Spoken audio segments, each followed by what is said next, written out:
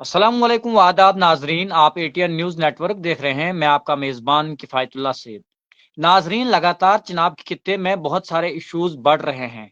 उन इश्यूज को लेकर इस वक्त हमारी बातचीत आम आदमी पार्टी के district spokesperson Farooq Ahmad Dar साहब से होंगी। अक्सर हम इनसे जो है गुफ्तगू करते रहते हैं।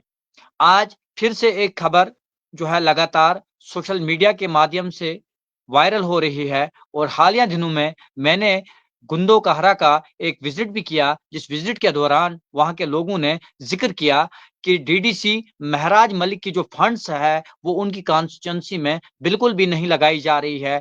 बताया ये जा रहा है कि उसका जो पूरा का पूरा फंड्स 71 लाख के करीब करीब वो कहीं दूसरी जगह लगाया जा रहा है। आज एमएलए हैं वो, पहले वो डीडीसी भी थे। इस लाइव प्रोग्राम को ज्यादा से ज्यादा शेयर कीजिए। हम कोशिश करेंगे आम आदमी पार्टी के स्पोक्स पर्सन फारूक अहमद डार साहब से बात करने की। फारूक साहब, आपका बहुत बहुत शुक्रिया हमें अपना कीमती टाइम देने के लिए। जी, आपका बहुत बहुत शुक्रिया। फारूक साहब, मेरा सवाल आपसे ये रहेगा कि महराजुद्दीन मलिक कहरा के पहले डीडीसी हुआ करते थे, उसके बाद जो है वो एमएलए बने। उनकी कॉन्स्टिट्यूंसी में आज तमाम लोग कह रहे हैं कि जो 71 लाख के करीब रकम होती है डीडीसी फंड्स, वो जो है कहरा में नहीं लगाया जा रहा है। क्या कहेंगे आप?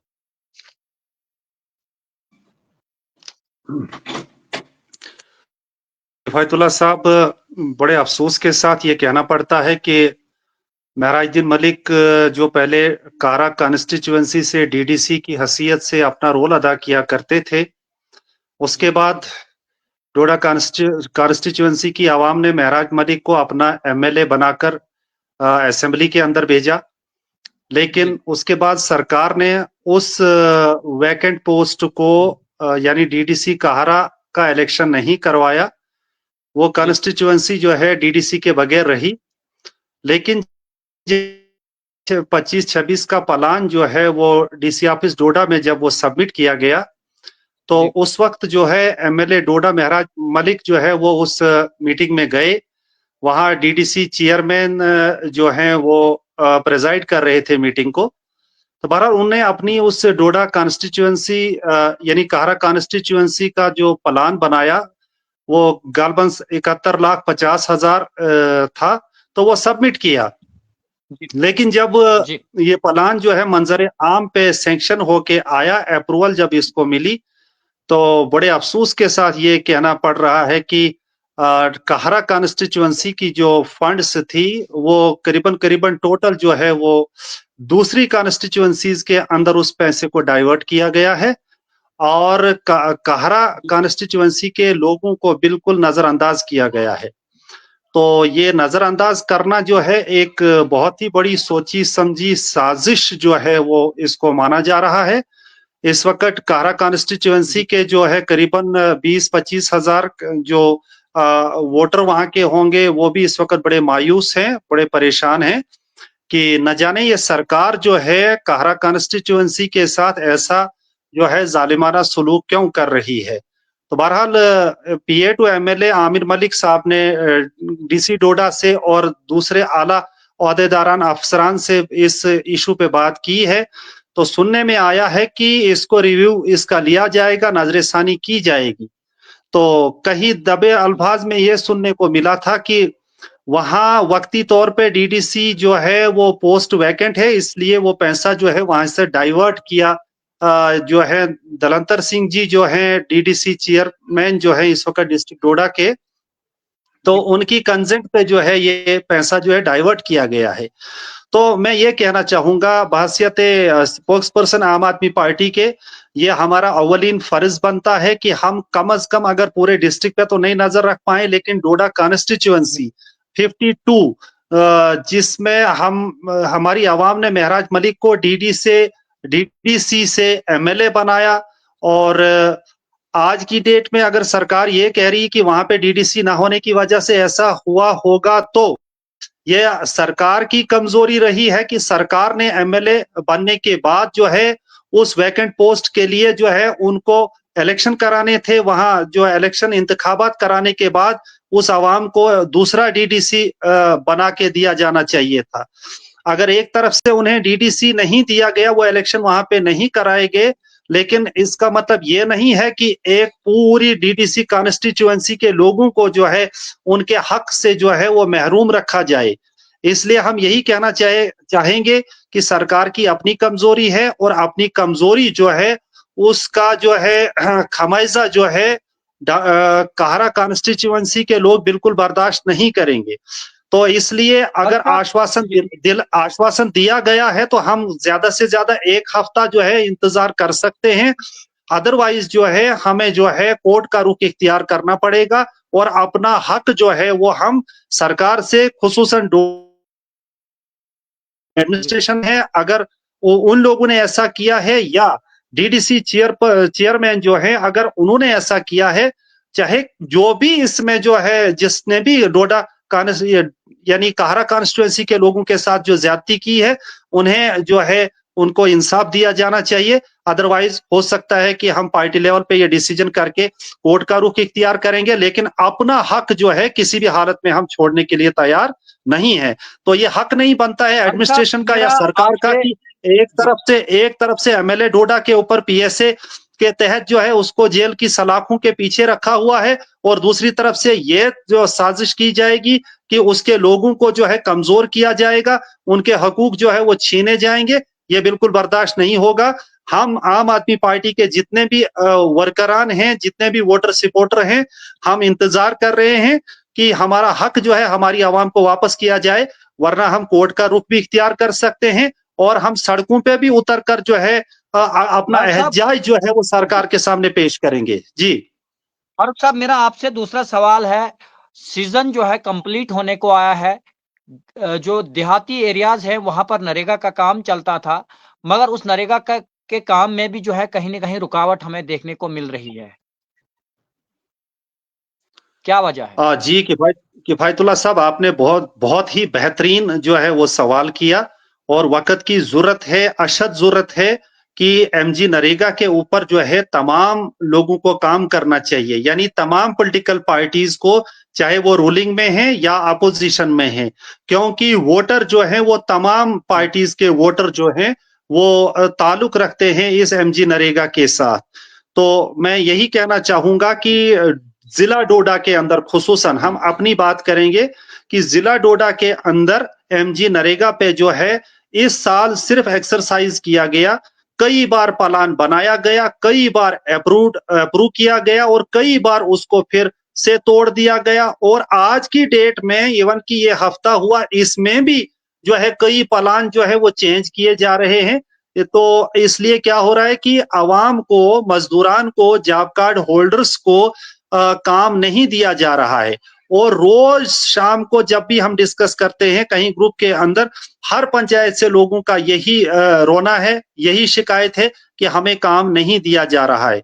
और जब हम कंसर्न डिपार्टमेंट से बात करते हैं, मैं कई बार जो है एसीडी ऑफिस में जाता हूं, क्योंकि हेडक्वार्टर है जिला एसीडी ऑफिस जो आईडीडी डिपार्टमेंट को डील करता है, तो वहां पे यही कहा जा रहा है कि हम जी लगे हैं, बड़ी कोशिश की जा रही है, लेकिन फाइनली जो फील्ड में है या सेक्रेटरीज, वो अपना काम करके जब वापस जियो टैग करके भी अपने वर्क्स जो है वो वापस जो है एसीडी ऑफिस में भेजते हैं, ताकि वहां से उनकी कैप उठाई जाए, यानी उन्हें अप्रूवल दी जाए।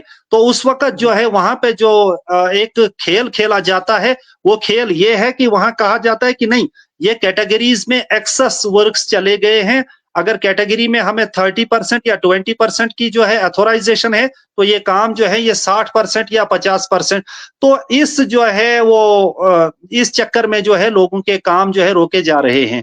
तो मैं यही कहना चाहूंगा कि यही 2-3 महीने बाकी बचे हैं, बल्कि मैं तो कहूं कि सिर्फ सर नवंबर और दिसंबर ही बाकी बचा है। बाकी जो जनवरी फरवरी मार्च जो होगा वो जो बर्फबारी की जद में चला जाएगा।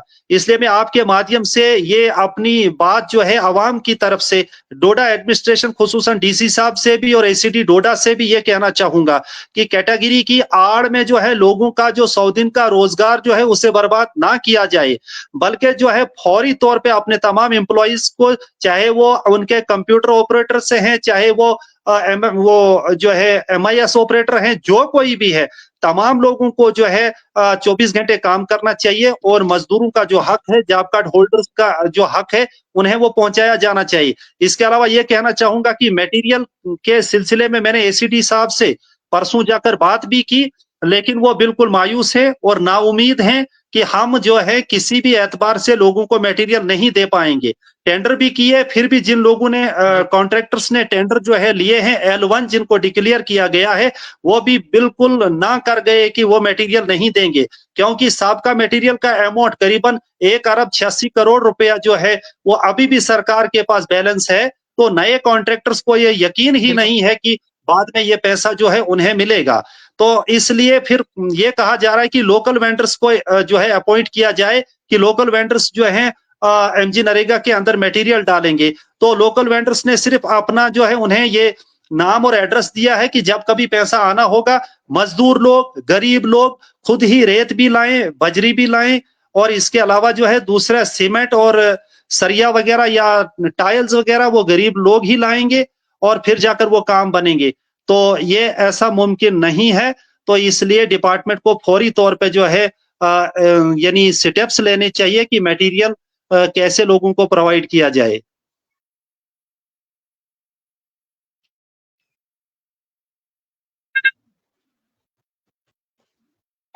फारूक साहब, हम बात करें डेली विजर्स के बारे में, दरबार 4 साल के बाद नेशनल कॉन्फ्रेंस की जानिब से फिर जम्मू के लिए जो है मूव किया गया। जम्मू के लोग काफी ज्यादा खुश हैं दरबार को लेकर। पर वहीं अगर हम डेली विजर्स की बात करें तो डेली विजर सेक्रेटरीट घेराव का जो है रुख कर रहे हैं। 2011 तक बताया जा रहा था कि 61,000 टेलीविजन जो है लगे हुए हैं। आज जो है 1,04,000 का आंकड़ा बताया जा रहा है। इस पर क्या नजरिया है?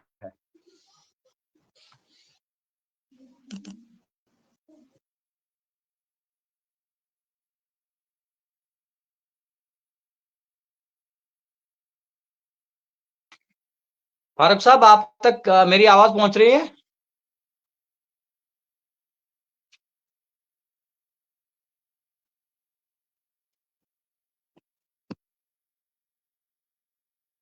फारूक साहब,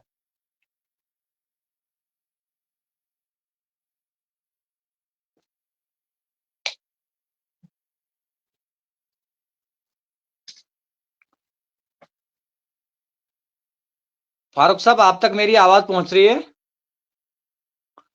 नाजरीन, लगातार जो है डिस्ट्रिक्ट डोडा में MG नरेगा को लेकर जो है लोगों की बात आ रही है कि आधे सीजन से ज्यादा हो चुका है, मगर अभी तक जो है MG नरेगा में मटेरियल नहीं डाला गया है और लोगों के काम कहीं ना कहीं आधे अधूरे जो है अभी भी हैं। उसके साथ साथ में दरबार मुंह तो हो गया है। जम्मू 4 साल के बाद जम्मू में जो है दुकानदारों ने काफी ज्यादा खुशियां बनाई हैं। मगर वहीं पर अगर हम डेली विजर की बात करें तो तमाम जम्मू कश्मीर से डेली विजर इकट्ठा होकर जम्मू जा रहे हैं और जम्मू में धरना प्रदर्शन कर रहे हैं। धरना प्रदर्शन की वजह यह है कि जम्मू कश्मीर का जो डेली विजर है अभी भी कहीं ना कहीं अनसेफ समझ रहा है और मांग ये हो रही है कि हमें जो है बकाया वेतन और हमें जो है रेगुलर पॉलिसी जो है मिलनी चाहिए।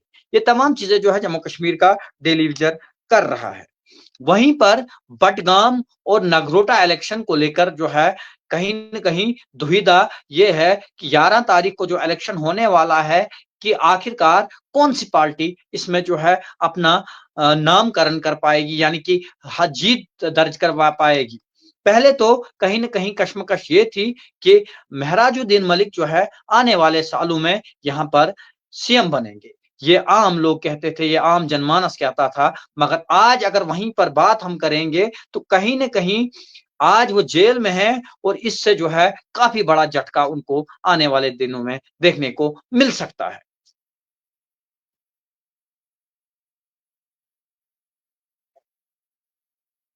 तो हमारी बातचीत जो है फारूक अहमद डार साहब से हो रही थी। तो फारूक साहब का शायद नेटवर्क जो है वीक हो गया, जिसके कारण वो यहाँ पर बात उनका सिग्नल जो है यहाँ पर नहीं दिख रहा है। तो उम्मीद और तवक्का करेंगे। और अगर वहीं पर हम कल की बात करेंगे तो कल एमएलए डोडा महराजुद्दीन मलिक की ऑनरेबल हाई कोर्ट में जो है सुनवाई होने वाली है, जिस सुनवाई में यह तय किया जाएगा कि क्या कल ऑनरेबल एमएलए को अपने कॉन्स्टिट्यूंसी भेजा जाएगा वापस या फिर से उनको जो है उठवा जाना पड़ेगा। फारूक साहब,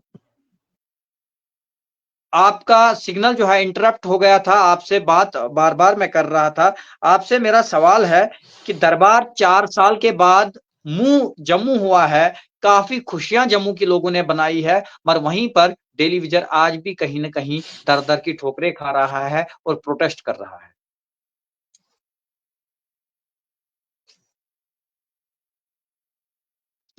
फारूक साहब,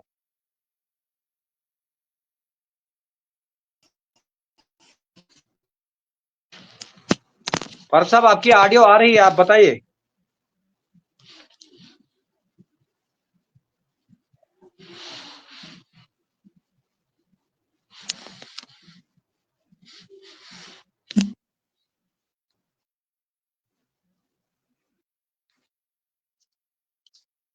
फारूक साहब आपसे बहुत सारे सवालात कर रहे हैं, आपकी आवाज जो है इंटरप्ट हो रही है बीच में।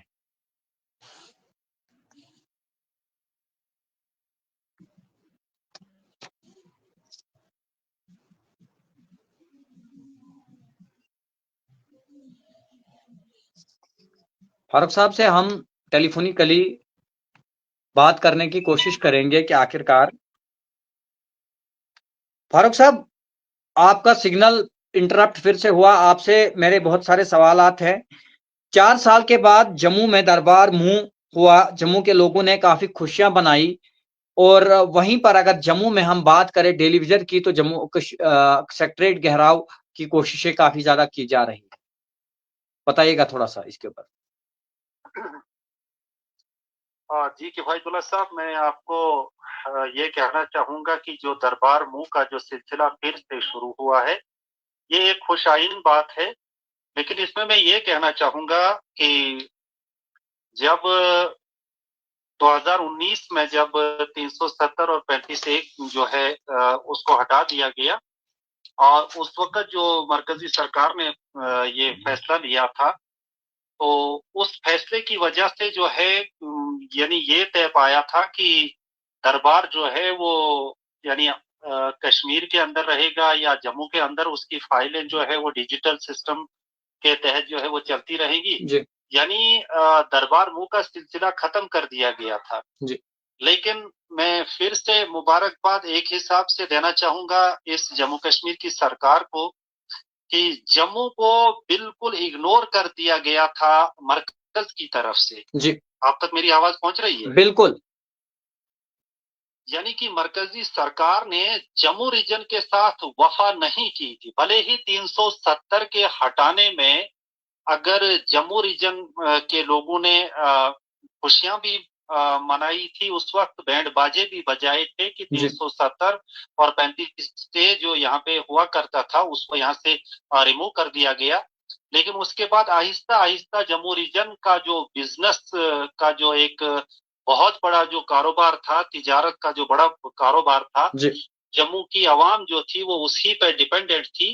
तो आहिस्ता-आहिस्ता कश्मीर के लोगों ने अपना बिज़नेस सेक्टर जो था वो डायरेक्ट जो है दिल्ली और मुंबई के साथ जोड़ दिया। जी, नतीजा ये हो गया कि जम्मू रीजन को जो है बड़ा इकोनॉमिकली जो है बहुत ही सेटबैक हुआ था। जी, तो मैं फिर से ये कहना चाहूँगा कि फिर भी नेशनल कॉन्फ्रेंस की सरकार जो है, उन्होंने यही चाहा कि हम इक्वल जो है वो शेयर जो है डिस्ट्रीब्यूशन जो है वो उतना ही जम्मू,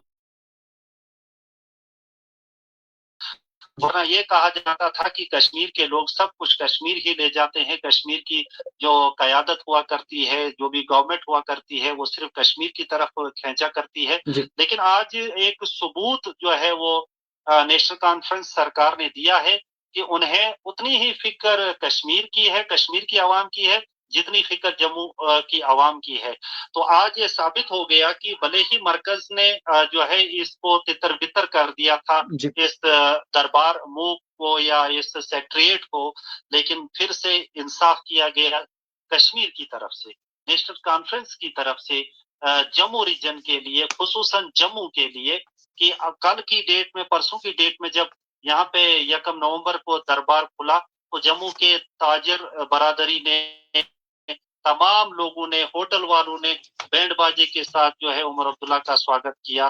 कि वाकईतन जो है कश्मीर की कयादत ने ये साबित कर दिया कि वो जम्मू और कश्मीर दोनों के साथ बराबरी का सलूक करते हैं। तो ये एक खुशाइन बात है कि जम्मू का बिजनेस सेक्टर जो है एक मर्तबा जो है अपने शबाब की तरह रवा दवा होगा।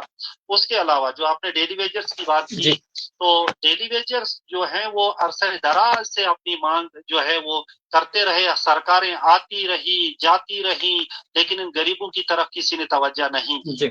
जब लास्ट 1 महीना पहले जब जो एमटीएस या सीपीडब्ल्यू वर्कर्स जो एजुकेशन डिपार्टमेंट के अंदर हुआ करते थे, उन्होंने भी 20-25 साल जो है 40 रुपए की तनख्वाह पे अपनी ड्यूटी जो थी वो अंजाम दी। लेकिन फिर भी उनकी दुआ जो है असर लाई और सरकार ने उनके हक में बेहतरीन फैसला करके उन्हें जो है रेगुलराइज किया। तो बस इतना होना ही था कि बाकी जो डेली वेजर्स करीबन 60,000 से लेकर 1 लाख के करीब जिनकी तादाद कही जा रही है रियासत जम्मू कश्मीर के अंदर, मुख्तलिफ डिपार्टमेंट्स के अंदर जो काम कर रहे हैं, चाहे वो पब्लिक हेल्थ सेंटर हो, पीएचई हो, वो इरिगेशन हो, वो पीडीडी हो, डिपार्टमेंट हो, उनके अंदर हैं, उन लोगों को अजीब सा ये एक महसूस हुआ कि अगर एजुकेशन डिपार्टमेंट के अंदर 15 या 1600 सीपीडब्ल्यू वर्कर्स को जो है रेगुलर किया गया, तो क्यों नहीं उन लोगों को भी जो करीबन 10-15 साल से जदोजहद कर रहे हैं कि उनको जो है रेगुलराइज किया जाए। तो बस ये लोग जो है इसीलिए सेक्रेटरीट भी जम्मू आया, दरबार मुंह भी हुआ और ये लोग भी अपनी डिमांडें लेकर जो है सरकार के पास फिर गए हुए हैं। तो हमारी यही डिमांड रहेगी कि नई तो नौकरियां नहीं निकाल रहे हैं, बेरोजगारों की तादाद जो है वो दिन दुगनी रात दुगनी बढ़ रही है। लाखों की तादाद में इस वक्त जम्मू कश्मीर के अंदर पढ़े लिखे नौजवान जो हैं बेरोजगार हैं, बेकार हैं, कोई उनका सोर्स ऑफ इनकम नहीं है, वो हैंड टू माउथ इस वक्त रह गए हैं और इवन की वो माँ बाप की कमाई के ऊपर जो है टोटल डिपेंडेंट है। तो हम सरकार से यही डिमांड करना चाहेंगे कि कम से कम अगर कुछ नहीं तो पहले इन्हीं डेली वेजर्स को, सीपीडब्ल्यू वर्कर्स को, इन्हीं एचआर वर्कर्स को रेगुलराइज किया जाए और साथ में जो पढ़े लिखे हाईली क्वालिफाइड लोग जो हैं उनके लिए भी जो है रोजगार का जो है वो कम से कम वो इंतजाम करें। वादा किया गया था हम 2 लाख के करीब जो है नए जॉब्स जो है जम्मू कश्मीर के अंदर निकाले गए थे, निकालेंगे, लेकिन एनसी सरकार ने जो है बिजली का वादा किया वो भी झूठ साबित हुआ, गैस का वादा किया वो भी अभी तक जो है झूठ साबित हुआ। इसके अलावा जो है बहुत सारे वादे किए लेकिन अभी किसी भी वादे पे जो है वो नहीं उतर रहे हैं। तो इसलिए हम डेली वेजर्स के साथ हैं, हम हमेशा हर हाल में उनके साथ हैं। तो इसलिए हम अपनी तरफ से आज की डेट में बात तो क्या करें, हमारा नुमाइंदा, हमारा जो कायद महराजुद्दीन मलिक असेंबली के अंदर हुआ करता था, तो हर बार इन मजबूर बेकस और इन बेबस जो डेली वेजर्स हैं इनकी बात किया करते थे। लेकिन आज ये फारूक साहब, आज आप तमाम बिल्कुल लोगों को आपने जिस तरह कहा कि एमएलए इस वक्त जेल के अंदर है, तो वो क्या बात करेंगे। एमएलए डोडा इस वक्त जेल के अंदर है। मेरा आपसे सवाल है, बटगाम बाइपोल इलेक्शन होने जा रहे हैं 2 सीट के ऊपर, बटगाम और नगरोटा में, और जिस तरह महराज मलिक के जब बाहर थे तो लगातार ये कहा जाता था कि नेक्स्ट सीएम जो है महराजुद्दीन मलिक आएंगे, मगर अब वो जेल में है तो कितना खतरा नगरोटा और बटगाम की सीट पर जो है आम आदमी को है, कितना नुकसान हो सकता है, बताइएगा थोड़ा। देखिए हकीकत जो है कि ये जो इलेक्शन थे 2 कॉन्स्टिट्यूएंसीज के अंदर, बडगाम और नगरोटा के अंदर जो होने वाले थे, तो आम आदमी पार्टी ने करीबन करीबन 4 महीने पहले ही जो तैयारियां शुरू की थी और एक जलसा भी महराज मलिक की कयादत में जो है नगरोटा में जो हुआ भी था। हालांकि बहुत बारिश उन दिनों थी लेकिन फिर भी हजारों की तादाद में लोग जो हैं वो जमा हुए थे, उन्होंने महराज मलिक को सुना था। और यही फिक्र पड़ गई सरकार को कहीं ऐसा ना हो कि अभी एक सीट है आम आदमी पार्टी को डोडा में महराज मलिक की सूरत में, तो कहीं ऐसा ना हो कि विद इन 2-3 मंथ जो ये नए इलेक्शन होने वाले थे कि दो और होनहार नौजवान जो हैं आम आदमी पार्टी की सूरत, एमएलए की सूरत में कहीं असेंबली तक ना आ पहुंचे। तो ये कोशिश की गई कि महराज मलिक को तो पीएसए के तहत जो है डिटेन कर दिया गया, और वही एक सेफ्टी उन्हें लगा कि अगर नगरोटा और बडगाम की सीटों को बचाना है तो महराज मलिक को जो है जेल की सलाखों के पीछे रखना है। और आज अगर कल की डेट में जो 7 तारीख को जो सुनवाई है जी महराज मलिक की, हम तो दुआ को हैं, हम तो दुआ करते हैं कि कल की डेट में जो है महराज मलिक को जो है कोर्ट से इंसाफ मिले और उसे रिहा कर दिया जाए। और 2 दिन भी अगर महराज मलिक को मिलेंगे, एक दिन नगरोटा में आवाम के साथ जो है मिलने को, और उनके साथ जो है यानी उन लोगों को सिर्फ इतनी सी दावत दे देंगे कि नगरोटा की आवाम से मैं पुरजोर अपील करता हूं कि वो आम आदमी पार्टी के कैंडिडेट को कामयाब करें, तो उनकी एक आवाज इतना असर रखेगी। और ठीक इसी तरह बडगाम में भी वो लोगों के साथ अगर एक दिन भी मिल पाए तो मैं गारंटी के साथ ये कहता हूं कि आम आदमी पार्टी इन दोनों जो है सीटों पे जो है काबिज हो पाती। लेकिन जी ऐसा तो ना अभी तक तो नहीं हुआ, लेकिन उम्मीद करते हैं अगर अगर महराज मलिक आज जो है आजाद होते, वो ओपन होते, तो मुझे 100% यकीन है और यकीन था कि ये दोनों सीटें हमारी थी। लेकिन फिर भी हमारे नौजवान, हमारी जो इस वक्त टीम है, वो बड़ी मेहनत कर रही है दोनों कॉन्स्टिट्यूएंसीज के अंदर, और हम उम्मीद लगाए बैठे हैं कि इंशाल्लाह आवाम जो है आम आदमी पार्टी के कैंडिडेट्स को फुल सपोर्ट करेगी और हम कामयाब हो जी जाएंगे। फारूक साहब। क्योंकि पॉजिटिव जी रहना और पूरी और उम्मीद रहना हमारी आदत है, तो इंशाल्लाह हम वहां भी कामयाबी के मेरा करीब आपसे पहुंच चुके मेरा हैं। आपसे मेरा और आपसे कल के दिन जी का अगर इंसाफ मिला तो कामयाबी भी जरूर दोनों मेरी कॉन्स्टिट्यूएंसी में मेरा मिलेगी। आपसे जी। एक सवाल है, आखिरी सवाल है। एमएलए महराजुद्दीन मलिक के फेसबुक हैंडल पर उनके पीए के जानिब से एक पोस्ट जो है मैंने देखा वायरल होता हुआ, जिसमें उन्होंने लिखा कि आम आदमी पार्टी की जानिब से कोई भी सपोर्टर, कोई भी वोटर या कोई भी अधिकारी जो है बगैर जो है स्पोकस पर्सन जो है डिस्ट्रिक्ट स्पोकस पर्सन के बगैर जो है बात नहीं करेगा, कोई भी प्रेस रिलीज नहीं देगा, कोई भी प्रेस बाइट नहीं देगा। इसका मतलब कहीं न कहीं आम आदमी पार्टी का जो स्पोकस पर्सन है उसके कांधों के ऊपर बहुत बड़ा जो है बोझ है, बहुत ज़्यादा जो है लोड इस वक़्त है, पूरा लोड जो है उसके ऊपर डाला गया है। क्या कहना चाहेंगे? देखिए, ऐसी कोई बात नहीं है। हम तमाम वोटर, सपोर्टर और वर्कर जो हैं, हम आपस में हर चीज शेयर करते हैं, ऐसी कोई बात नहीं है। लेकिन मैं एक तरफ से ये कहना चाहूंगा कि महराज मलिक जो हमारे स्टेट प्रेसिडेंट भी हैं, सिटिंग एमएलए भी डोडा कॉन्स्टिट्यूएंसी के जी, हैं, अ, उन्होंने हमेशा एक काम, जो जब वो हमारे बीच में रहा करते थे, तो वो किसी वर्कर के ऊपर जो है यानी किसी किस्म का बोझ नहीं डाला करते थे, जी, बल्कि वो हर जगह कमांड जो है वो खुद संभाला करते थे। जी, क्योंकि उन्होंने कभी भी अपनी किसी वर्कर के ऊपर ज्यादा बोझ न डाला और न डालना चाहते थे, जी, बल्कि वो बहुत ही एक लंबी नजर रखने वाले शख्स हैं। वो हमेशा चाहते थे कि हमारा हर वर्कर जो है वो बुरी नजर से और मुसीबत और परेशानी से जो है वो महफूज रहे।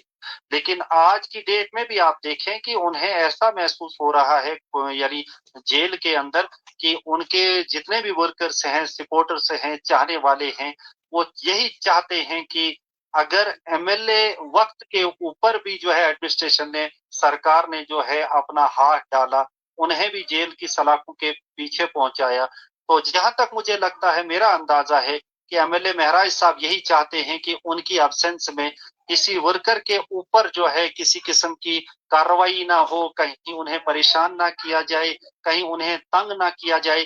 क्योंकि आम आदमी पार्टी के अंदर जो है नौजवानों की जो है बहुत भारी तादाद है, और ये नौजवान जो है ठीक अपने एमएलए की तरह बड़े जज्बाती लोग हैं। उन्हें जज्बात पे काबू करना थोड़ा सा मुश्किल हो जाता है।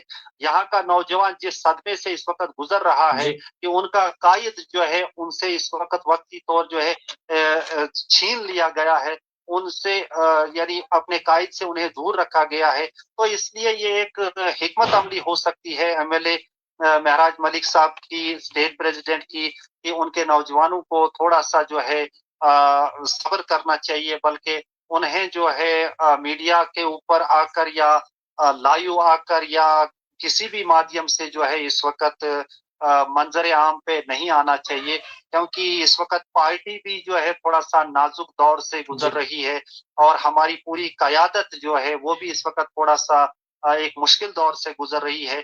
ये सियासी लड़ाई है, ये सियासी जंग है, ये एक सियासी मैदान है। इसमें जो है हिकमत अमली के साथ आगे बढ़ना है। हमने जो है कहते हैं ना वो पुरानी कहावत है कि सांप भी मरे और लाठी भी न टूटे, इस तरीके से काम करना है। तो एमएलए महराज साहब मलिक को थोड़ा सा मेरे ख्याल में ये फील हुआ होगा कि वक्त की नजाकत को देख के हमें जो सीनियर लोग हैं, जो पार्टी के इस वक्त ओहदेदारान हैं, जिनको नॉमिनेट किया गया है, जी, वही लोग अगर ये फरीजा अंजाम देंगे तो अच्छी बात रहेगी। तो स्पोक्स पर्सन, बासियत स्पोक्स पर्सन अगर मुझे अपॉइंट किया था, महराज साहब ने अपॉइंट किया था, न जाने उन्हें मेरे अंदर क्या दिखाई दिया था और उन्होंने ये जिम्मेदारी मेरे कांधों पे जो सौंपी थी, तो मैं बड़ी ईमानदारी के साथ, बड़ी हिकमत अमली के साथ और एक सियासी नजरिए के तहत जो है इस कार्य को अंजाम दे रहा हूं। और मैं भी अपनी तरफ से यही चाहता हूं कि हम लोग जो है सियासी एतबार से बहुत तरक्की करें और हर शख्स को जो है मुसीबत परेशानी से उन्हें बचाने की कोशिश करें। फारूक और साहब। इंशाल्लाह जी, हम कोशिश मेरा करेंगे कि आपसे हम अपनी आपसे तरफ से एक पार्टी आखिरी को किसी सवाल। भी किस्म का जी, कोई नुकसान ना होने दे। मेरा जी। आपसे आखिरी सवाल, ये सवाल मैंने आपसे पहले पूछना था क्योंकि जो दर्शक हमारे हैं ये चाहते थे कि इस सवाल को मैं पहले पूछूं, मगर मैंने इस सवाल को आखिरी तक रखा क्योंकि जो महराज मलिक के चाहने वाले हैं उनके लिए जरूरी सवाल है। अब लोड जो है सारा आपके कंधों के ऊपर आया है, जिम्मेवारियां आपके कंधों के ऊपर आई है। अब आप कल जो है ऑनरेबल हाई कोर्ट में महराजुद्दीन मलिक जी को जो है हियरिंग के लिए लाया जाएगा। आप किस तरह जो है उनके वोटर, उनके सपोर्टर, उनकी पार्टी के लोग जो हैं कल के दिन को देखते हैं? बताइएगा थोड़ा-सा। हाँ जी, कल का दिन जो है रियासत जम्मू कश्मीर के अंदर तमाम महराज मलिक के चाहने वालों के लिए एक बहुत ही मतलब मैं मेरे पास अल्फाज नहीं है कि मैं क्या इस कल के दिन को क्या नाम दूं, लेकिन पुरउम्मीद है, अवाम पुरउम्मीद है, चाहने वाले पुरउम्मीद हैं कि कल के दिन जो है महराज मलिक को अदालत आलिया से इंसाफ दिया जाए, ताकि कल की डेट में अवाम जो चाहती है वो यही चाहती है कि महराज मलिक जल्द अज जल्द हमारे बीच में आ जाए। जी, कब पहुंचे? हम तो यही कहना चाहेंगे कि अगर कल की डेट पे महराज मलिक को इंसाफ मिलता है तो हम ये नहीं चाहेंगे कि पहले वो डोडा आ जाएं, जी, बल्कि हम ये चाहेंगे कि कल की डेट में एक नया इम्तिहान आम आदमी पार्टी के लिए जम्मू कश्मीर के अंदर जो चल रहा है वो नगरोटा है और बडगाम है। हम उतने हौसले पस्त होने वाले लोग नहीं हैं, हम डटे हुए हैं और हम इस वक्त महराज मलिक के जेल में होते हुए भी इस वक्त दोनों कॉन्स्टिट्यूएंसीज में जो है फाइट कर रहे हैं जी, और बाकी पार्टियों को हम इस वक्त कड़ा मुकाबला दे रहे हैं। लेकिन फिर भी हमारी दुआ यही है कि अगर वो हमारा हीरो हमारे बीच में आ जाता और एक ही दिन नगरोटा और एक ही दिन बडगाम में आता तो काया पलट जाती। तो इसलिए मैं अपनी आवाम को यही कहना चाहूंगा, रियासत जम्मू कश्मीर में महराज मलिक के चाहने वालों से यही कहना चाहूंगा कि आप पुरअज़म रहें, अपने हौसले जो है बुलंद रखें। ये सियासी मैदान है, इस सियासी मैदान में भी आजमाइशें आती रहती हैं और महराज मलिक पे पीएसए लगाने से उसका कद कम नहीं हुआ है, बल्कि उसका बहुत ही ऊंचा कद हुआ। सियासी मैदान का उसको शेर माना जाता है। जी, तो इसलिए हम तमाम लोगों को हौसले पस्त नहीं कर रहे हैं। आज नहीं तो कल, कल नहीं तो परसों महराज मलिक हमारे बीच में होगा, हमारा कायद हमारे बीच में पहुंचेगा। और मैं यकीन के साथ आपको कहना चाहूंगा कि 20 साल मेहनत करने के बाद जितना महराज मलिक का कद बनता, लेकिन इस गिरफ्तारी की वजह से, इस सियासी या तो बंद की वजह से महराज मलिक का कद जो है आने वाले वक्त में जो ही वो आजाद होंगे और हमारे बीच में पहुंचेंगे, उस वक्त रियासत जम्मू कश्मीर की आवाम ये डिसाइड करेगा कि महराज मलिक कल का हमारा चीफ मिनिस्टर होगा। हमारे मसाइल का हल महराज मलिक, बेरोजगारी का हल महराज जी। मलिक, मुसीबत परेशानी से आजादी का हल, महराज मलिक और आम आदमी पार्टी। बहुत बहुत शुक्रिया फारूक साहब हमारे साथ बातचीत करने के लिए। ये थे आम आदमी पार्टी के डिस्ट्रिक्ट स्पोकस पर्सन जिनके कांधों के ऊपर पूरा लोड आया है। हमने मुनासिब समझा आज बहुत सारे इश्यूज हैं, उन इश्यूज के ऊपर बात करना, क्योंकि मैंने पहले ही कहा हालिया दिनों में मैं गुंदो कहरा का मैंने दौरा किया था। वहां के लोगों ने ये एक डिमांड रखी थी जिसमें उन्होंने कहा था कि जो डीडीसी फंड्स महराज मलिक की हमें मिलती थी, हर साल वो लाइव करते थे डीडीसी प्लान बनाने के दौरान, उस फंड्स को जो है लाइव डिस्ट्रीब्यूट लोगों में किया जाता था, मगर इस साल ऐसा कुछ नहीं हुआ। 19 से ज्यादा ट्रांसफार्मर जो है रखे तो गए हैं मगर हमें वो नहीं मिले। हमें हमारा फंड्स मिलना चाहिए। हमने मुनासिब समझा कि हम उनके स्पोकस पर्सन से बात करेंगे, कुछ चीजों को क्लियर करने की कोशिश करेंगे। तो हमने वही अपना फर्ज समझकर यहाँ पर आज करने की कोशिश की। हमें उम्मीद और तवक्का है कि आप लोग भी हमें साथ देंगे, हमें सुझाव देंगे कि हमें किस तरह के प्रोग्राम करने चाहिए। हम आपसे जो है आपके कमिट के मुंतज़िर है, हम इंतज़ार करेंगे कि किस तरह के हमें आप सुझाव देते हैं। फारूक साहब आपका बहुत-बहुत शुक्रिया अपना कीमती टाइम देने के लिए और हमारे दर्शकों तक इतने अच्छे मैसेज पहुँचाने के लिए। तो नाज़रीन उम्मीद और तवक्का करूँगा कि आज के इस प्रोग्राम को आप जो है बहुत प्यार देंगे, शेयर ज़्यादा से ज़्यादा करेंगे और इसी तरह से हम जो है आगे भी जो है अपने प्रोग्राम्स करते रहेंगे। मुझे दीजिए इजाज़त। खुदा हाफ़िज़।